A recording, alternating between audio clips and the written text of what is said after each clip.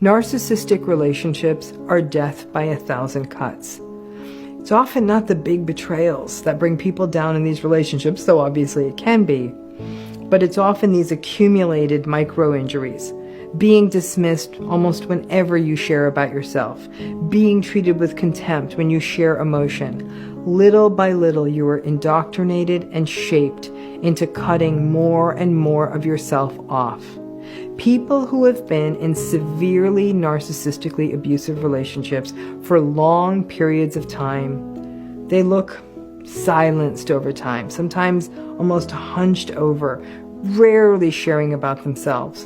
And when they do, or it's discovered by other people that they've done something really great or interesting, the people in these narcissistic relationships sort of shut it down, say, oh, it wasn't that big a deal.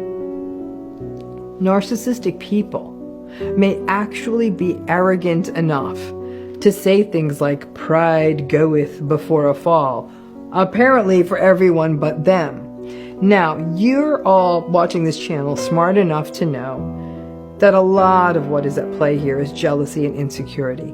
The narcissistic person can't stand the idea of anyone else succeeding or getting attention from others or stealing this spotlight, not that that was what you're trying to do. And on top of that, your success very likely is triggering their insecurities as well. But the why that it happens, we know why it happens with them. It's not as important as the long-term impacts on you. Because when this happens enough, you lose your voice, you lose your sense of self-advocacy, and you lose that healthy sense of pride. I have watched people just stop sharing about themselves, and these were people who were a hell of a lot more interesting than the narcissistic people who had been around them and were clipping their wings. When I found out later some of the amazing things that these people had done and asked, why didn't you share this? This is amazing. They'd usually shrug it off and say, ugh, whatever, it's not that big a deal. These relationships shape identity because believing that something that you aspire to or have accomplished or just as a shared experience you have with others, you're told it's not important. You're told that you're not important. And over time, that leads to self-devaluation and can even lead you to holding yourself back. It's so crucial to understand that these patterns are a thing and that they emanate, again, largely from the narcissistic folks' insecurity, as well as their need to leave other people feeling as bad and empty as them, though that part isn't conscious.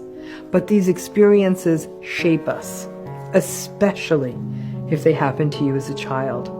When you were repeatedly told you were to be seen and not heard, that to be prideful was wrong, but in the same breath, you would see that narcissistic parent self-aggrandize and always make it about themselves. This pattern also leaves many survivors wondering if they are showing off, like am I sort of being an arrogant, braggy person, or even wondering, am I the narcissist? And because of that, it can magnify the self-blame, the confusion, the self-doubt, and the many other things that happen to people.